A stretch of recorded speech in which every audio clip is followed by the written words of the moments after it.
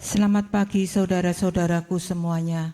Terimalah salam kasih saya dalam Dhamma. Namo Buddhaya.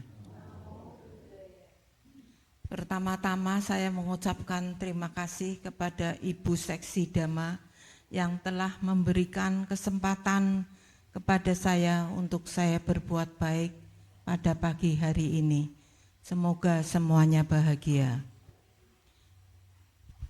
Walaupun Andita Suryadamo mengatakan jangan minta maaf, tapi sudah menjadi kebiasaan saya selalu minta maaf kepada saudara-saudara semuanya. Barangkali dalam ucapan saya ada kekurangan-kekurangan atau yang tidak berkenan. Saudara-saudara, pada kesempatan pagi hari ini, saya ingin mencontoh Biku Abhijato mengenai ceramahnya. Tapi mungkin tidak sesuai atau tidak persis karena saya baru membacanya sepintas. Nah, kira-kira demikian saudara-saudara. Apa yang disampaikan oleh Abhijato yaitu living in the present. Artinya hidup pada saat ini. Kalau kita tidak hidup pada saat ini, kurang damai, tidak damai.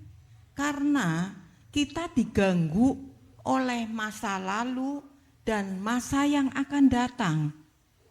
Masa lalu dan masa yang akan datang itu bisa menggigit kita. Tentu saudara-saudara merasa bingung. Apa sih yang mau digigit? Masa lampau dan masa yang akan datang itu bisa menggigit kita, bahkan bisa membunuh kita. Ajib bukan? Bisa membunuh kita. Karena kalau saudara ingat masa lampau pasti banyak sekali perbuatan-perbuatan atau kesalahan-kesalahan kita. Nah, kesalahan-kesalahan itu jangan dipikirkan terlalu. Misalnya, saya berbuat salah pada waktu yang lalu. Tapi jangan dipikirkan terus-menerus, sebab itu akan membuat kita menjadi sedih.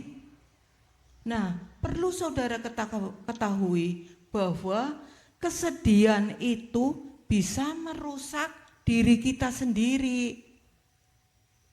Perbuatan salah masa lalu itu jangan dipikirkan kesedihannya. Tapi kita mikir kebaikannya, pelajarannya, ya, pelajarannya. Jadi jangan diambil dukanya. Karena kesalahan kita jangan mengambil dukanya. Sebab duka itu akan merusak diri kita. Kalau kita sedih terus-menerus, stres, akhirnya saraf kita terganggu, rusak, ya, karena memikirkan kesedihan-kesedihan itu. Dan perlu saudara ketahui bahwa kesedihan itu sangat berbahaya sekali bagi diri kita. Apa bahayanya? Ya, karena kita selalu stres, kita selalu sedih yang terus-menerus, itu akibatnya kita menjadi apa saudara?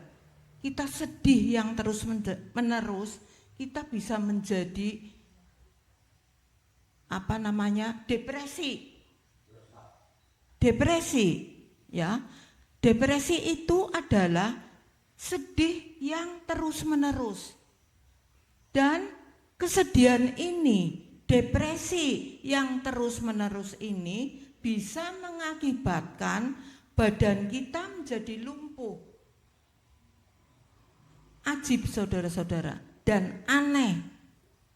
Ya, anehnya tadi depresi itu yang terus-menerus, kesedihan saudara yang terus-menerus itu bisa mengakibatkan diri kita menjadi lumpuh. Ya, kalau kita dibawa ke rumah sakit, diperiksa, ya, ini otaknya, pembuluh darahnya, semua baik, semua baik. Tapi kalau diperiksa dari riwayat hidupnya, dari itu namanya apa ya,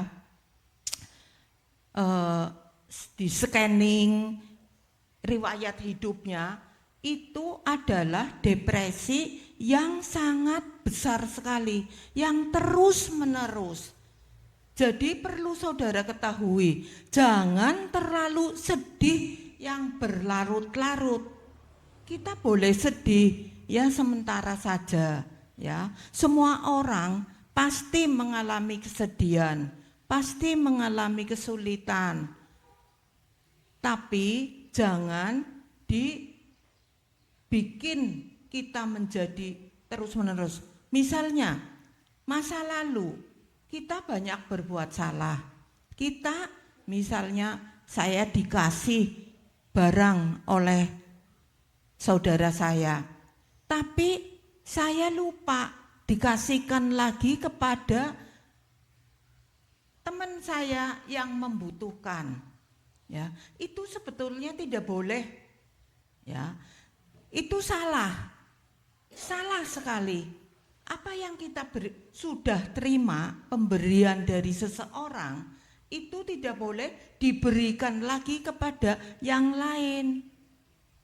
Nah, itu salah, dan kesalahan itu pun jangan dipikirkan terus-menerus.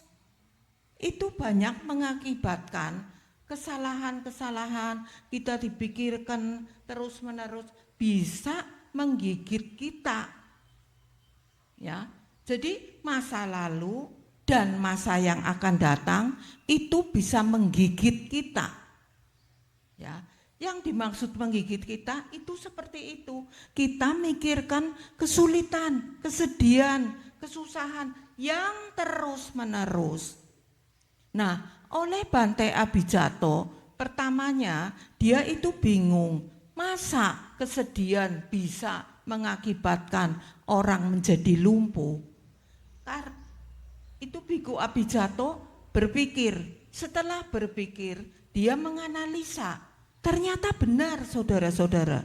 Oleh karena itu saya sudah mengerti, membaca, melihat, mendengarkan ceramah Bante Abhijatto, maka saya memberitahukan kepada saudara-saudara, kalau mendapat suatu kesulitan, orang mesti mendapat masa lampau, pasti mendapat kesulitan.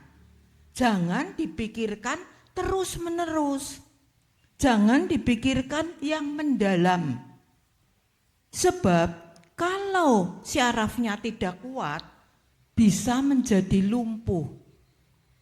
Itu suatu keanehan, ya. Mula-mula saja saya tidak percaya. Wong Bante Abhijatto saja pertamanya tidak percaya. Masa karena kesedihan yang terus-menerus bisa menjadi lumpuh? Bisa saudara-saudara. Maka sekali lagi saya ulangi, kalau semua orang mempunyai masalah, pasti masalah, ya, mempunyai masalah. Tapi jangan dipikirkan terus-menerus, sebab akibatnya begitu, ya, badan menjadi lumpuh. Kalau diperiksa di rumah sakit, tidak ada di scanning, diapakan, tidak ada penyumbatan atau pembuluh darah pecah, tidak ada. Tapi itu dari pikiran. Ya, saudara-saudara. Nah, itulah makanya Bante Abhijatto mengatakan perbuatan masa lampau dan masa yang akan datang bisa menggigit kita. Menggigitnya bukan digigit pakai gigi, tapi menggigitnya begitu saudara-saudara. Ya, alangkah bahayanya. Ya, perlu saudara ketahui, kalau sedih jangan terlalu sedih sekali, jangan terlalu dipikirkan, sebab akibatnya sangat-sangat bahaya. Nah, itulah saudara ya, sekelumit dari permulaan Bante Abhijatto menceritakan. Kemudian ada suatu cerita lagi. Di Malaysia ada seorang mahasiswa yang mau belajar di Amerika. Nah, mahasiswa itu karena sangat giatnya mau belajar di sana, dia belajar, tapi sampainya di sana, dia itu stres karena pelajarannya sangat sulit. Kemudian beliau itu pergi ke dokter, lalu bertanya kepada dokter, saya dari Malaysia, tujuannya mau sekolah, tapi sampai di sini saya tidak bisa belajar. Nah, kemudian dokter ini memberikan pil warna merah. Ini kalau kamu di sini stres, ya, depresi, kamu termasuk depresi ringan, minum pil merah ini. Setelah pil merah diminum, memang depresinya bisa berkurang, tapi si mahasiswa ini tidak bisa tidur, efek sampingannya, ya, tidak bisa tidur. Kemudian pergi ke dokter itu lagi, dokter, saya mempunyai masalah lagi. Setelah saya minum obat pil merah ini, saya tidak bisa belajar karena saya ngantuk, efek sampingannya. Lalu dikasih dokter itu pil warna biru.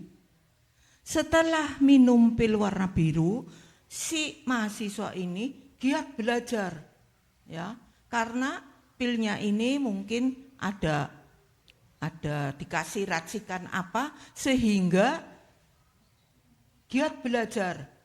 Nah, karena giat belajar, kemudian si mahasiswa ini tidak bisa tidur.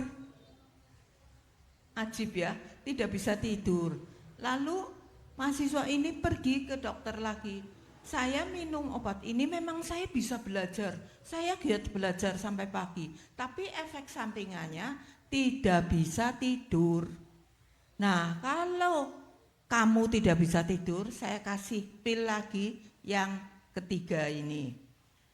Setelah pil ketiga diminum, maka mahasiswa ini bisa tidur, ya.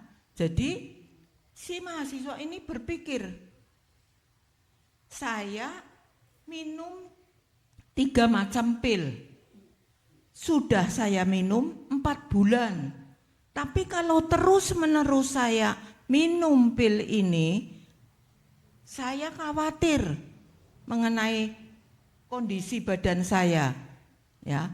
Lalu dia berpikir, saudara, mencari jalan keluarnya supaya jangan terganggu oleh pil ini, ya. Jangan selalu makan pil ini tiga macam pil. Nah, kemudian dia menemukan sesuatu karena dia orang pintar, saudara-saudara.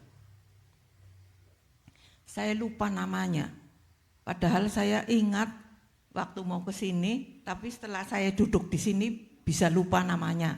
Wislah mahasiswa saja.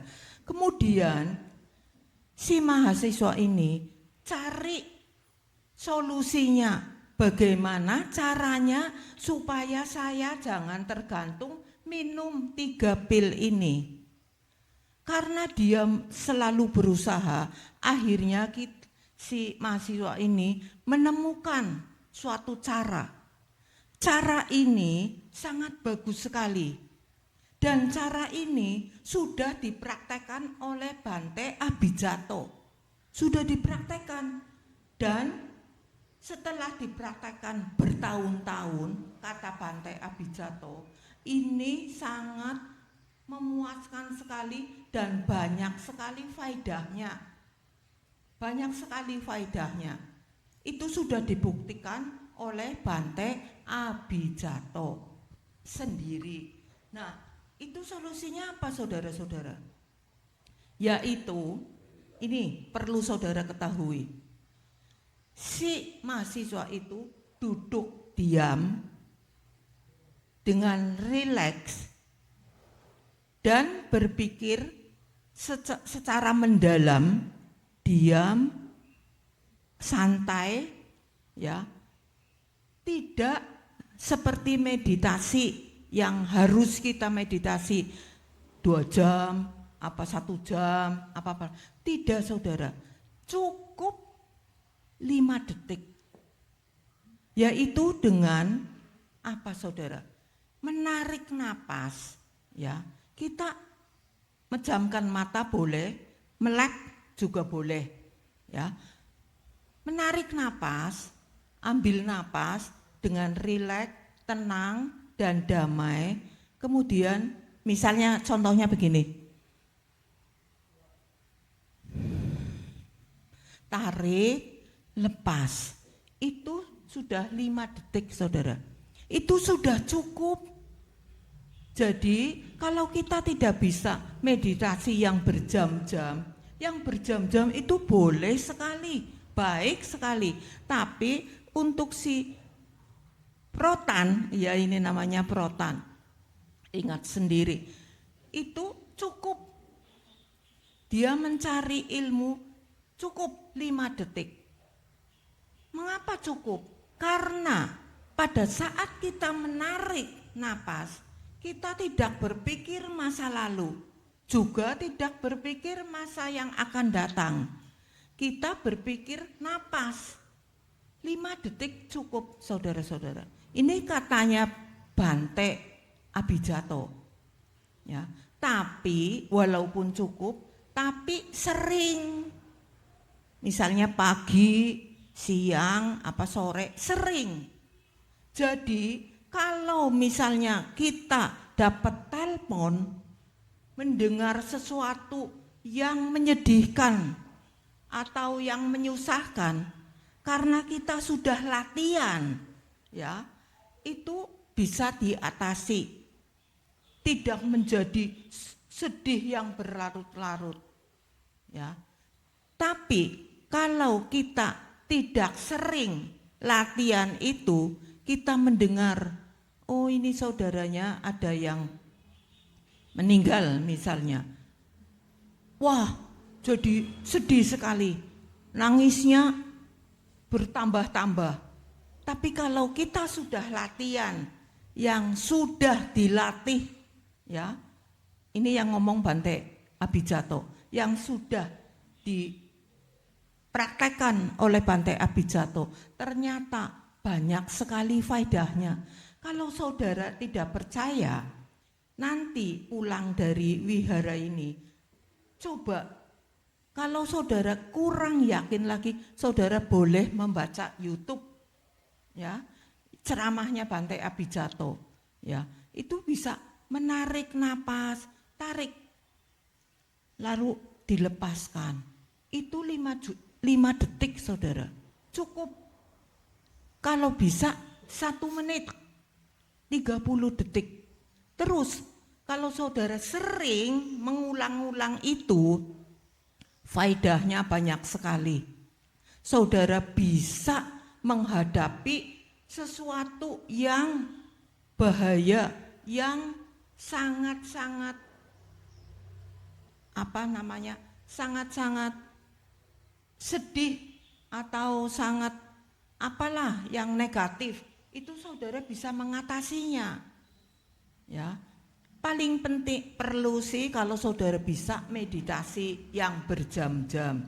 Tapi ini menurut mahasiswa itu protan yang sudah minum kecanduan 3 pil bisa lepas karena melakukan itu tadi meditasi yang 5 detik. Jadi kalau 5 detik pasti saudara bisa. Pasti saudara ada waktu. Tidak usah yang berjam-jam. Tapi sering ya, pagi saya ini juga sedang mencoba setiap pagi mau tidur, coba betul enggak ini Bante Abhijatto ngomong begitu dan mahasiswa yang bernama Protan ini betul apa tidak? Dia lepas dari pil tadi ya, karena dia melakukan meditasi itu. Meditasi yang 5 detik. Pasti saudara bisa dan ada waktu. Dan pasti maulah wong sebentar.